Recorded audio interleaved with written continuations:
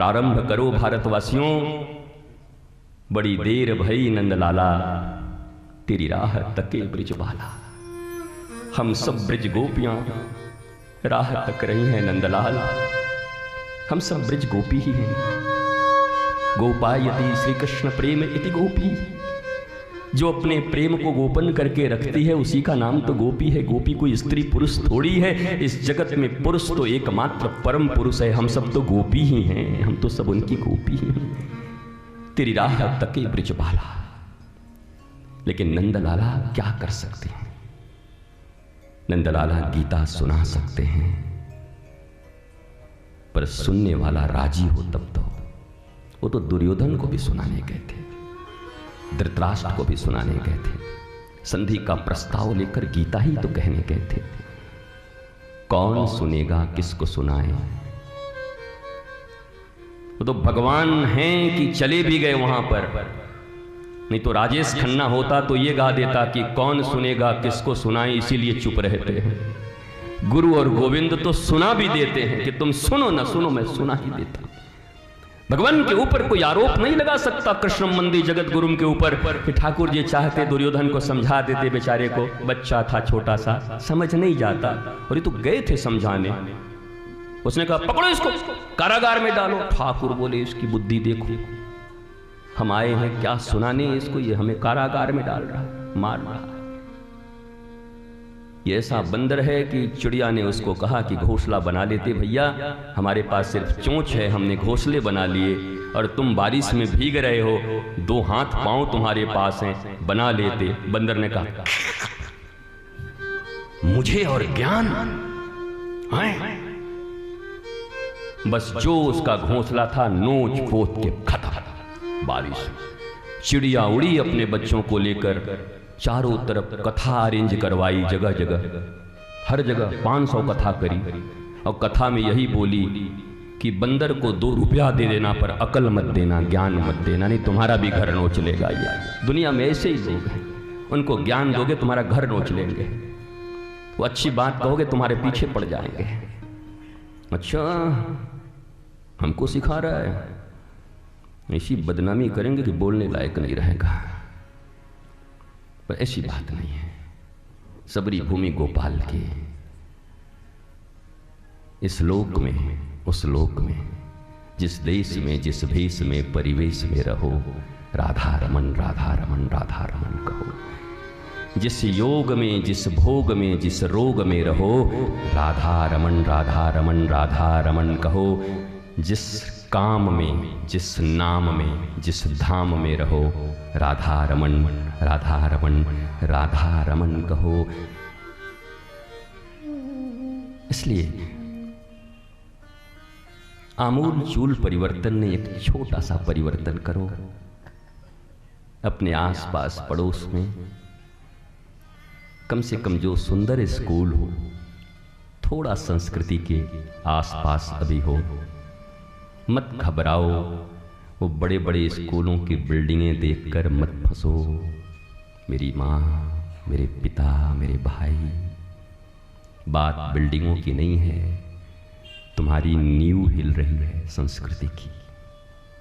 बर्बादी के अंतिम कगार पर खड़े हैं वो विद्यालय जहां कम से कम या कुंदेन्दु तुषार हार धवला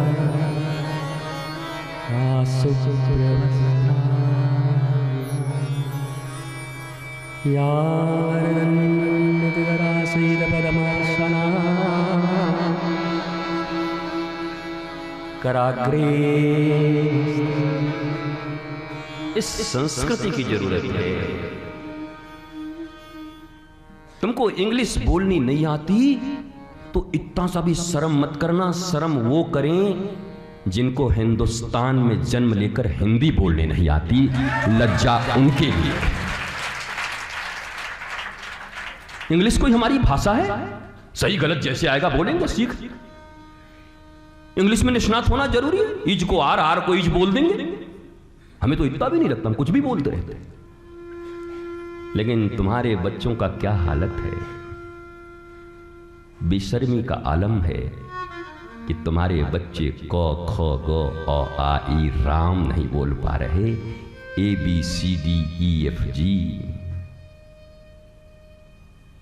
और तुम चले हो संस्कृति की, और तुम पेड़ों में डोरा बांधते घूम रही हो माताओं, और तुम जा करके जल चढ़ाते चल रही हो, और तुम्हारे बच्चे तुम्हारे नाक के नीचे से तुम्हारी संस्कृति के विरुद्ध, धर्म के विरुद्ध निकल रहे हैं। कल के गए अलग हॉस्टल, अलग फ्लैट लेकर के रहेंगे। जिंदगी तुम्हारी दुभर होगी, न माँ समझेंगे न बाप। भूल मत करना, मत सोचना कि बड़ा प्रेम रहेगा। जिस संस्कृति और जिस शिक्षा का जहर उनके भीतर में जा रहा है, तुम्हारे प्रति प्रेम उनका नहीं रह सकता, ये पक्की बात है। भूल मत करो। और इतना सब कुछ टूट फूट भारतीय संस्कृति में इसीलिए हुआ है, हमारे सामूहिक परिवारों में। इन्हीं के लिए कह रहा हूं, ऐसे ही बच्चों के जिनको मर्म पता नहीं है, जिनको धर्म पता नहीं है, और जिन अंधों की तरह तुम सिर्फ इनको पढ़ाने के पीछे पड़े हुए हो, जिस पढ़ाई को पढ़ा रहे हो, तो माता शत्रु पिता बैरी, एक दिन तुम्हें ही बैरी मानेंगे ये। और एक दिन क्या मानेंगे, रोज ही तो मान रहे हैं। कॉन्वेंट में जाके जिनसे आंखें लड़ रही हैं, चले जा रहे हैं तुम्हारी छाती पर मूंग डल के, तुम बाप और माँ बन ही रह जा रहे हो। अगर 9 महीने पेट में रखकर हाथों की उंगलियां पकड़ के चलना सिखाए थे, तो संस्कार की घुट्टी पिलाना भूल गए थे क्या? तुम्हारे दूध में भी कुछ मिलावट था क्या, कि तुम्हारे दूध के कारण तुम्हारे संस्कारों से तुम्हारे प्रति, तुम्हारे संस्कृति के प्रति उनका प्रेम जागृत नहीं रहा?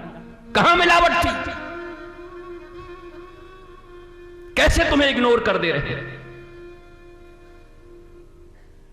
मैं बच्चों को तो ये कहूंगा कि तुम कुछ भी करो, लेकिन मां ने तुमको जन्म दिया है ना, उसका ऋण कभी नहीं चुका सकते। वो जैसी भी है तुम्हारी मां है, जननी है, जननी है। कभी अपमान मत करना, उस पिता का कभी अपमान मत करना जिसने कभी अपने मान सम्मान की चिंता नहीं की। तुम्हारे लिए हाथ फैलाया, कैसे कैसे लोगों के सामने अपमान भी सहने पड़े कर्ज मांगने के लिए, पर तुम्हारे लिए तुम कम से कम उनके अपमान करने के योग्य नहीं हो। मेरे प्यारे बच्चों, मेरे माय डियर फ्रेंड्स, मेरे my kid, my child, school में पढ़ रहे मेरे नौनिहाल बच्चों, 7वीं 8वीं 9वीं के बाद कॉन्वेंट में को एजुकेशन के बहार में ऐसी बहार आ जाती है कि हर बच्चे को फिर अपना बाप अमरीश पुरी नजर आने लगता है। जैसे ही थोड़ा जवान आता है, बोला ये बुढ़ा घर में बड़ा तकलीफ दे रहा है, मानता ही नहीं बात को, समझता ही। वो तुम्हारे लिए ईश्वर तुल्य है।